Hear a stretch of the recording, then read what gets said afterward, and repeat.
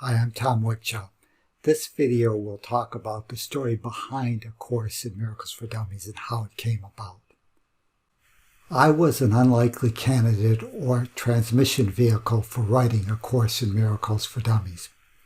This is because I would be looked upon as a relatively new student with no formal training in ACIM. I drew no information from secondhand sources or previous publications about the course. People are often surprised to discover that prior to 2004, I had never even heard of A Course in Miracles. Being unfamiliar with the work, it is surprising that by 2007, A Course in Miracles for Dummies had been completed. This is why I say that I was chosen and that ACIM for Dummies came through me, but was not of me. It was something that I was chosen and guided to do through the Holy Spirit. The reason that I was an unlikely candidate has nothing to do with my background. Instead, it was because I no longer was seeking to find anything new on a spiritual level. For me, my spiritual seeking years seemed to be over. I felt that I had already found what I had been looking for. For many years, I had been on a mission of self-discovery with the goal of not having to return to this time-space continuum. I did not want to come back to Earth. I had utilized the first 50 years of my life to move towards that goal. I felt that I had found what I was looking for, and that goal was within my reach. I knew I was the creator of my experiences. I thought I had already moved out of the fear-based thinking and that I had found the inner peace that comes from trusting my higher self. Thus, I felt I had moved from being a seeker to someone who had found their path. It had been a convoluted path going up the mountain, but I was satisfied with my progress and I felt it was unnecessary to go off on some other path.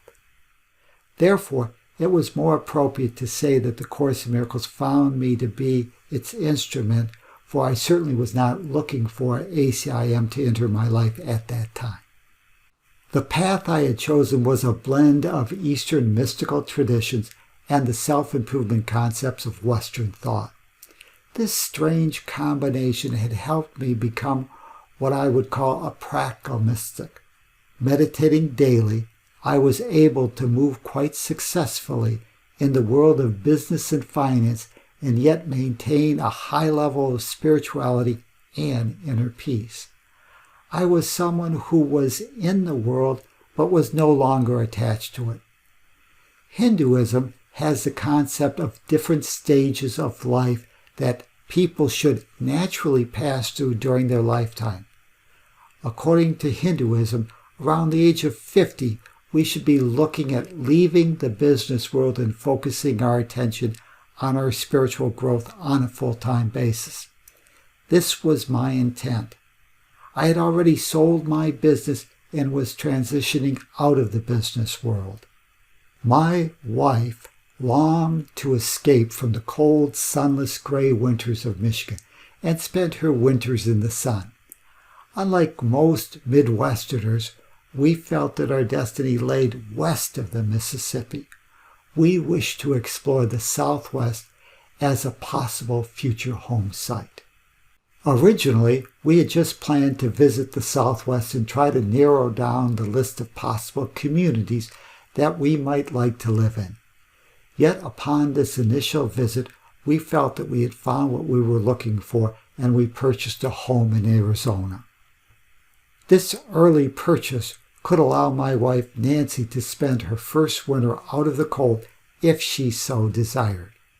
But unfortunately for me, I had a prior commitment that required my return to Michigan for the winter. Thus, if she were to stay, she would have to spend the winter alone. We decided to go for it. We set up housekeeping in our new winter home in the late fall. Nancy would remain throughout the winter while I returned to Michigan in early January to fulfill my commitment. Once completed, I was to rejoin my wife in Arizona. When we broke ground in the late spring, we would return to our Michigan home. Since she would be alone for about 3 months, I wanted her to develop a social network of friends and neighbors that could help her pass the time while we were apart. It was during this initial stay in Arizona that Nancy decided to attend a weekly class that was beginning on A Course in Miracles. When I returned to Arizona that spring, I discovered that Nancy was still involved with ACIM. In the spring of 2004, we returned to one of our Michigan homes. Nancy would now have to be on her own if she were to continue studying the Course. She continued her independent studies by reading the text, doing her workbook lessons, and sometimes asking me questions about what she had read. When she referenced the text, it became apparent that the text was not the most clearly written document in the world. It was complex and mystifying. Each paragraph would often use pronouns that were difficult to determine what they originally referenced. You needed to carefully go back to earlier paragraphs or sentences to be able to trace the antecedents for that unclear reference or pronoun. Once this was done, however, the passages might become clearer, but too often they seemed to remain nonsensical to the everyday reader. The text was not easy to decipher and often used terminology that had specific, unique definitions that were different from common everyday usage. The text required a comprehensive, systematic study plan, since the casual reading of the material would not release ACIM's secrets for the untrained mind. The text required a comprehensive, systematic study plan, since a casual reading of the material would not release ACIM's secrets for untraining the mind. This mind training entails the reprogramming of our egoic fear-based thought system. If the reader is unwilling to examine the textual content outside of their own fear-based thinking, the reader will encounter a great deal of stress, and the Course will seem insane or counterintuitive. This is because the ego always resists any attempt to change its old programming. This old programming supports the belief that you are the body. It tells you that you are a victim and not the creator of your world. It takes a great deal of fortitude and willpower to change this mindset and go through this process of retraining your mind. This is why the workbook lessons have been provided. The workbook moves the intellectual concepts of the text from the head to the heart. Since many students fail to do the daily workbook lessons, the change they claim they seek is not forthcoming. ACIM requires effort, not just good intentions. Since most of us are entrenched in our own fear-based programming, the peace of God that is our destiny remains an elusive mystery to our minds. The ego has no desire to change. As the Course says, our tolerance for pain is great, but it is not unlimited, and until you say, there must be a better way, you will continue to follow the advice of the fear-based thought system of the ego. Since I wanted to encourage Nancy to continue her work with ACIM, I thought it would be helpful and most appropriate to actually read the text. I was fascinated by its claim of authorship. Since ACIM claimed to be a work dictated by Jesus to Helen Schuckman, I was interested in seeing what it actually said. The book seemed to call to me. When I read the introduction, nothing real can be threatened, nothing unreal exists, I knew that this was not a book of this world. Although the main ideas were not new to me, they were presented in a systematic way that included the complete philosophical argument that revelation had taught me, but that revelation could not explain. What was more fascinating was the idea that it was not just a theoretical text. It actually had a workbook that was included. This workbook could allow anyone to actively participate in the process of their own self-enlightenment without the need for some outside guru. If this was the case, this would be truly helpful and liberating for human consciousness. I tried ACIM out. I did the work. After 1 year, I had completed the 365 daily workbook lessons. I realized that ACIM was a complete, independent, self-study class that was available to anyone who was really serious about their own spiritual growth. What had taken me years of study could be achieved inexpensively by thoroughly studying and practicing one book. It was self-contained. Not only that, if properly understood, ACIM could move the student beyond simply managing or coping with fear. It could actually provide a new paradigm that would overcome fear. This new paradigm was based on forgiveness and love. I realized that over the course of my studies, I had become excellent at coping with fear, but still I had not completely removed fear from my life. Intellectually, I had never been able to fully reconcile the contradictory concepts of a God of unconditional love with free will. This apparent contradiction had always left a fear-based grain of doubt in my mind. I had always wanted to intellectually understand what revelation had taught me, that there is just the one self and we are that one.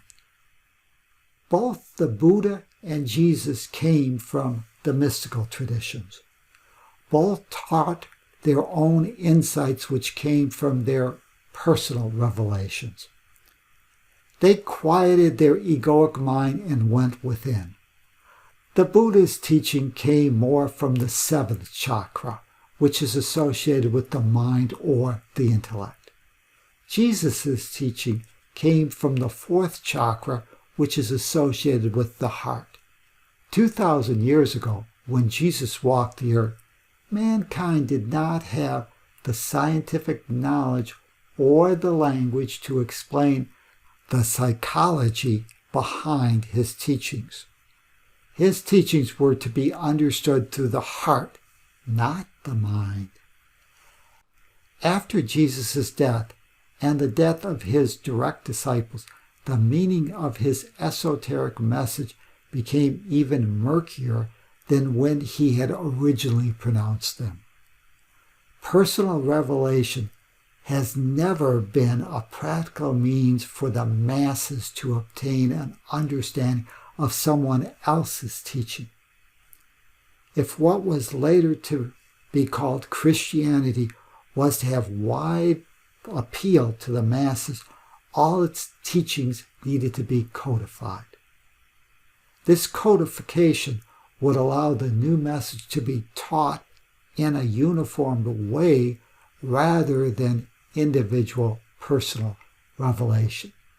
Thus, the church leaders attempted to explain Jesus' teachings on the egoic level of the body-mind. Unfortunately, any attempt to explain Jesus' teachings like I and the Father are one is difficult. It is impossible to explain this concept of oneness at the egoic level that perceives the separation to be real.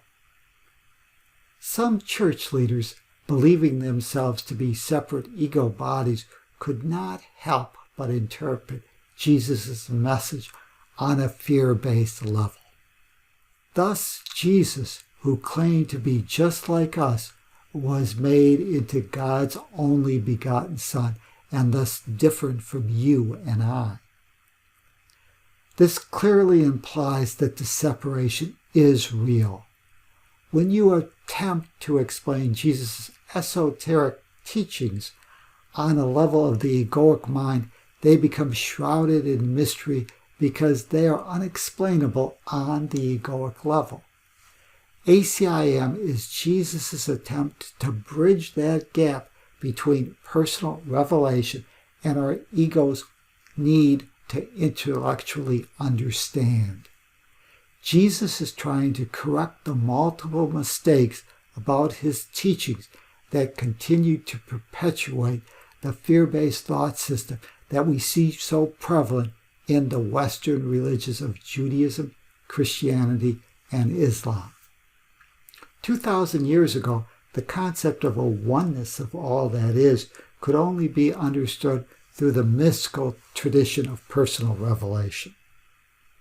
By the 20th century, however, mankind had started to unlock the psychological secrets of our own mind's ability to project its internal beliefs upon the world that we perceive. Later, in the 20th century, with the arrival of quantum physics and string theory, the idea that this world could be created through individuated consciousness is not the crazy idea that it would have been 2,000 years ago.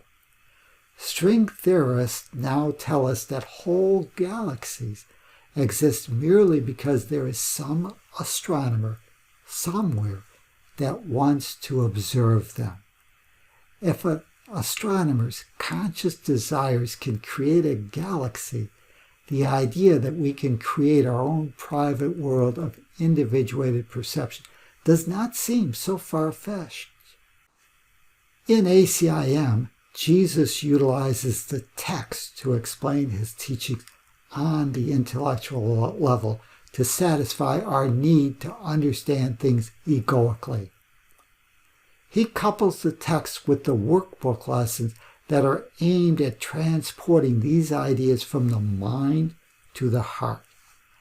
Thus, in A Course in Miracles, Jesus has provided the reader a complete system of self-study that can achieve the desired results of reawakening our oneself to the truth of what we truly are. This can be done either through the mind or the heart.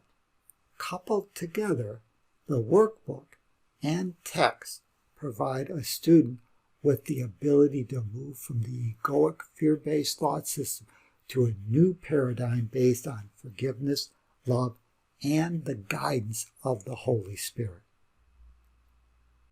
A mystic does not rely on the intellectual study of someone else's teaching. A mystic learns through personal revelation. Revelation is inspired through direct insight. Although a mystic may have difficulty explaining to another why and what he knows, the mystic will know what he knows. The mystical experience, being personal, requires no explanation. Revelation just is. Yogi Yogananda, founder of the Self-Realization Fellowship, teaches that the best way to understand the written word is to read a few words, a sentence or a passage. Next, you seek guidance, and finally, you meditate on those words. Through these 3 steps, one gains the wisdom that the passage seeks to inspire within you. This is what I did with the ACIM materials that became ACIM for Dummies. Because I was already free from most egoic fear-based thinking, my mind could act as a clearer channel for the inspiration from the Holy Spirit. Yogananda's 3-step study method reduced the egoic mind chatter and quiets the mind, thus allowing the practitioner to hear the truth. When I first began studying ACIM, I would make notes on what the passage said. I would sit in the dining room for hours reading and studying the material. Most people would consider this a waste of time and not worth the effort, but I pressed on because that is what guidance told me I should do. Perhaps more importantly, I pressed on because I was getting something out of it. It was all making sense. I realized that the material was synthesizing all the assorted parts of the puzzle that I had gleaned from my previous studies. Over the past years, I had found many pieces to the puzzle, yet no one thought system seemed to have the whole answer. Each system often was only a partial solution, but through the past amalgamations of these various programs, I had developed a working concept of the whole. Yet there were still many missing parts or gaps that remained beyond the reach of my previous studies. Everything fit loosely together, but the reasoning behind it still remained a mystery in my mind. The ACIM text was solving the whole puzzle on an intellectual, or should I be so bold to say, on the egoic level of understanding. The text did not move the information to the heart. That, of course, was left to the workbook lessons. But the text did provide practical solutions to everyday problems. It was not just an esoteric document that sounded nice but was impossible or impractical to implement in your everyday world of individuated perception.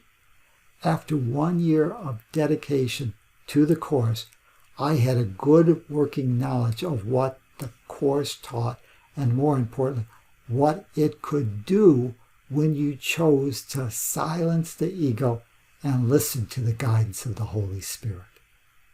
Throughout this period, I had many serendipitous events that mysteriously moved me forward in this work.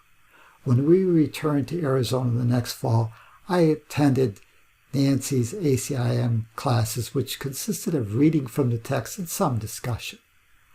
When the class was having a difficult time understanding a paragraph, I would often read the paragraph out loud while replacing the pronouns with their antecedents. This simple exercise helped clarify the passages.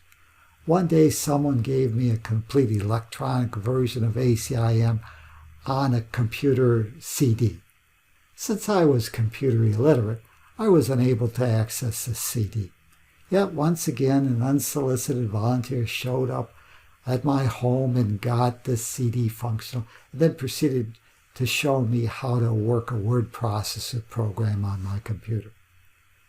People kept showing up in my life to secretly assist me with this undisclosed mission. Numerous people arrived at my doorstep offering materials that they felt guided to give me. My guidance indicated that I should not read or study any material that was not directly channeled from Jesus.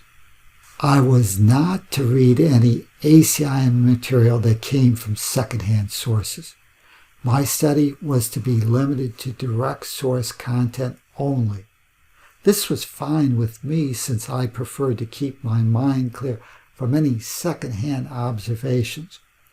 Direct source material is always preferable over secondhand thinking and can contaminate the reception process. The actual material for A Course in Miracles for Dummies was generated without the intent of it ever being made public. It was to be a private document that I was drawn to work on because that is what Spirit advised me to do. No one was advised as to what I was doing, and I had no idea why I was directed to do it. I just followed my inner guidance and trusted. In hindsight, I believe that I was given the simple task because I would do it. Each night at approximately 2 to 3 a.m., I would be awakened by Spirit to continue the writing process. I would normally cover one subsection a day. I would read the prior, current, and next subsection of the text that I was working on. Next, I would meditate on it. Finally, I was directed to go to the computer and transcribe what was forthcoming. I would ask for guides and then replace the text pronouns and references with the antecedents. I would then write the explanatory notes that came from my awareness for what that ACIM paragraph was about. I would complete one paragraph before moving to the next paragraph. After it was completed, I would normally go back to bed. That was the daily process. The material stayed on my computer with seemingly no other purpose other than for my own personal insight and as an exercise in following the guidance of the Holy Spirit. Eventually, this body of work caught up with the same chapter we were studying in our ACIM class. I showed the material to Nancy and asked her what she thought. Since she found it helpful, I decided to take my annotated version of the material to the class so that I could use it as a reference tool. Some of the other students wanted their own copies since they found it helpful in their comprehension of the teachings. One of the class members suggested that I eventually publish the material. I told her that would be impossible since the material pivoted off previously copyrighted materials. I thought that would be the end of the matter. Instead, she informed me that the copyright had been broken and that she had been involved in the case. She also told me that she had received a letter to the effect and that she would give me a copy. Within an hour, she was at my doorstep with the letter. I still didn't see any likelihood of the material that I was working on extending beyond this class. It was too voluminous for any publisher to pick up for such a small niche market. So I just continued with the daily process, thankful that someone had found the information useful. Later, someone suggested that this was a computer age, that I should get a website, and he would help me develop it. He also suggested that I should create an ebook and make it available to the public. This ultimately led to the website A Course in Miracles for Dummies.com. This website is now part of my current endingfear.org website, and if you want to access it, you need to go to the endingfear.org. When we got the website up and running, I felt my task had been complete. To my surprise, people throughout the world discovered this website and found that it aided them in their effort to rediscover who they truly are. I trust that the Holy Spirit will continue to guide whomever this material is meant for. All my life, I felt like I was preparing myself for something. Preparing for what? I did not know, but if and when it arose, I wanted to be ready. With ACIM for Dummies completed, I feel that I have fulfilled my life's purpose. Throughout this process, I have felt guided and directed by Spirit. I am grateful for all the help that I have received and continue to receive on this project from both people like you and the Holy Spirit. I hope this background on how A Course in Miracles for Dummies series came about is helpful. This is Tom Wakechild. Create a great day for yourself and your world. Namaste.